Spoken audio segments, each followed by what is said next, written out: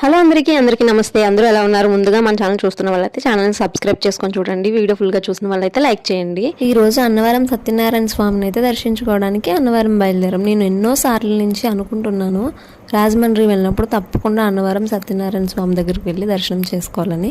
ఇంకా అది అయితే ఈ రోజుకి అయ్యింది.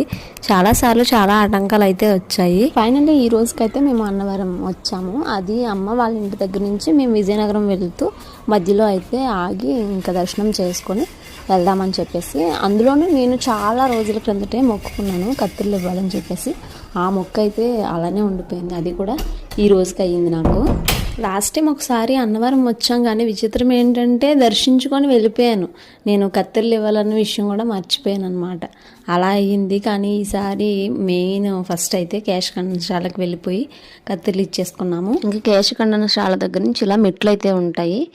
ఇటు పైకి వెళ్తే ఇంకా మనం మెయిన్ టెంపుల్ దగ్గరికి అయితే వెళ్ళిపోతాము. ఇంకా నేనైతే పక్కనే చిన్న శివుని బొమ్మ పెట్టారు, అక్కడికైతే వెళ్ళి చూద్దామని చెప్పేసి వెళ్తున్నాం నేను పిల్లలను. చూస్తున్నారు కదా, ఇది విగ్రహం టైప్ కాదు, చిన్న బొమ్మ. అలా విగ్రహం అంటే సిమెంట్తో అలా చేసినట్టున్నారు. అందుకని చెప్పి నేను చూడడానికి వెళ్ళాను అక్కడికి. తర్వాత కత్తిర్లు ఇచ్చాను కదా, అక్కడ మళ్ళీ ఇచ్చిన తర్వాత కూడా స్నానం చేయాలని అడిగితే అక్కర్లేదమ్మా అని చెప్పారు. కానీ నేను కాళ్ళు చేతులు కడుక్కొని ఇక్కడ గోశాలకి వెళ్తున్నాము. గోశాల పేరు వచ్చి శ్రీ గోకులం.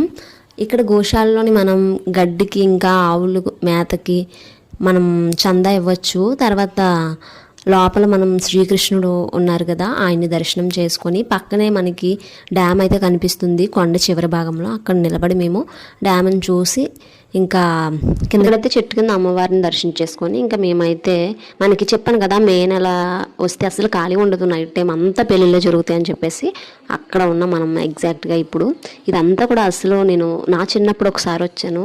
ఆ టైంలో మా ఊర్లో ఒక్కరిది పెళ్ళికి ఇక్కడికి వస్తే మొత్తం అంతా కూడా పెళ్ళిళ్ళు అసలు ఖాళీ